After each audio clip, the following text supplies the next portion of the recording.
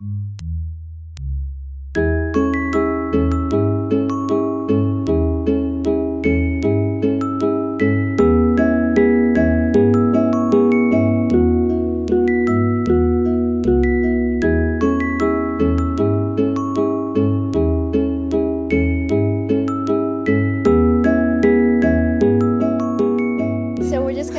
off the day talking about perceptions, how we're perceived, how we perceive others. How do you feel you are perceived?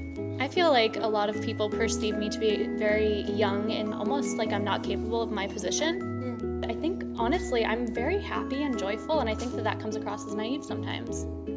Like you should be hardened and cynical and right. tough. Like if I'm going to be tough, I got to be tough on the outside, but right. I don't feel like that's necessary. I think it's easy for people to make assumptions based on like the way that they are feeling. People have a judgment of you no matter like what you're doing. I think there's definitely some perceptions based on a perceived ethnicity. I've actually gotten that review that I come off a little snooty and they don't mean it.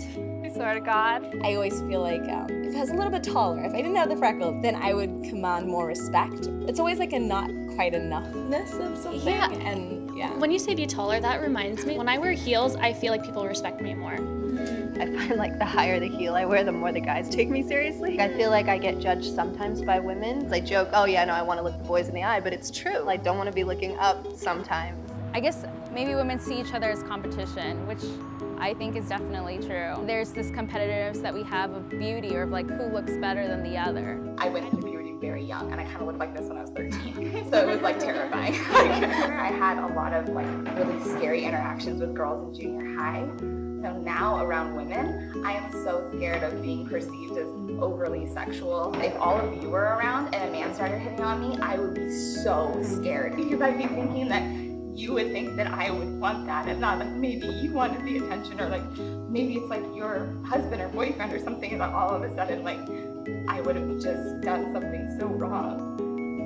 These things in our head that someone said to us when we were younger can just like ruminate and ruminate to the point where this is my reality and this is who I am, and it's like a total lie. You know what I mean? Mary Jo, what about you? Gee, I don't know. I'm gonna explode with my comments. I spent a long time trying to keep up and get ahead and impress people with the fact that I knew what I was doing, which to this day I still do when I walk the set, because I'm still deep down little girl nervous that everybody's gonna wonder, you know, whose mother is she? It used to be whose girlfriend is she, but now it's whose mother is she? I absolutely do some compensating in terms of intelligence. I've always felt not as intelligent as everyone else. I come across as the girl who got straight A's in school when I was fighting for B's and barely made it. I think some of the things you're saying are really interesting, and you, it's like, this is how I come off, and I wish it were different. How do we balance that, learning from what people tell us to become better people, and staying true to who we really are? I feel like one of the best takeaways is do a check-in and see what can be bettered constantly. I think that's amazing. I think it's brave, and I think that it's such a conscious way to live and such a beautiful way to grow. I am not afraid of the fact that I'm in therapy because there's always something to work on. Everyone has a blind spot. I think we're always going to be really critical of ourselves, just realizing that we're all feeling those kind of uncomfortable moments when you go anywhere helps in the long run. It's the human condition to always be striving for more. Like, I'm human, you know, like I have insecurities and I'm totally like weirded out 98% of the time. But I mean, I think like it's always been my power to be like, I'm gonna do this anyways because I want to and I believe in it. I perceive women entirely differently now as a 20-something. In middle school, you learn to judge, right? And there's the cool kids and the ugly kids, pretty much. Even though I was one of the ugly ones, I would judge women based on their appearance alone, all the time.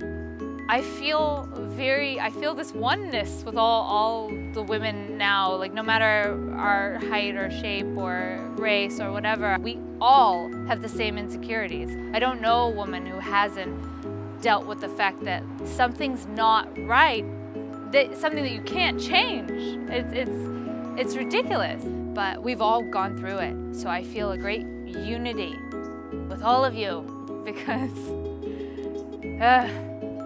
it's exhausting, isn't it?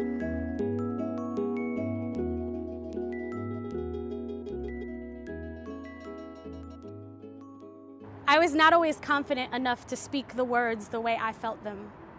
Thought silence would suffocate the pain. It does not. I taught myself to come alive.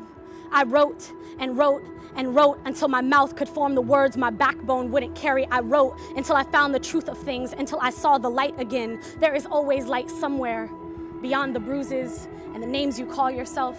Sometimes your worst enemy is in your own skin. Sometimes it shares your face and claims to love you. That hateful voice is not love, I promise you. There will come a day when your fight is bigger than your fear, when you nearly claw your way out of your body to prove you exist. Leave that skin for someone else and design your own wings. You are a masterpiece, magnificent in your glory. Have you seen her lately?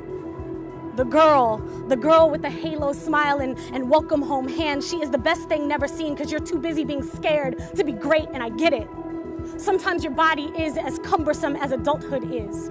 Sometimes you're drowning and wonder if anyone even notices. Read books for answers and nothing speaks to you. We are told our complexity is a burden by people too weak to embrace their own condition, to be selfless, exist restless, unhappy, and never expected to verbalize it. We are told to balance the uncertainty of this world with grace in stiletto heels and a perfect complexion, and that is just not realistic. So let's rewrite these unspoken rules, the ones that shackle us to people we never intended on being. Newsflash, you're allowed to fart.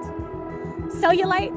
Well, cellulite is the devil. Get out, you naked girl with cellulite, said no one ever, so get over it. High heels are not a requirement. A flat stomach is not for everyone because chips are delicious. You are allowed to be as you truly are. There is space for every person on the spectrum. We are dynamic, if nothing else, gorgeously ourselves. We are women of something greater. Speak and the universe will react. Align your actions with your intentions and watch your life become breathtaking as sunset. I dare you.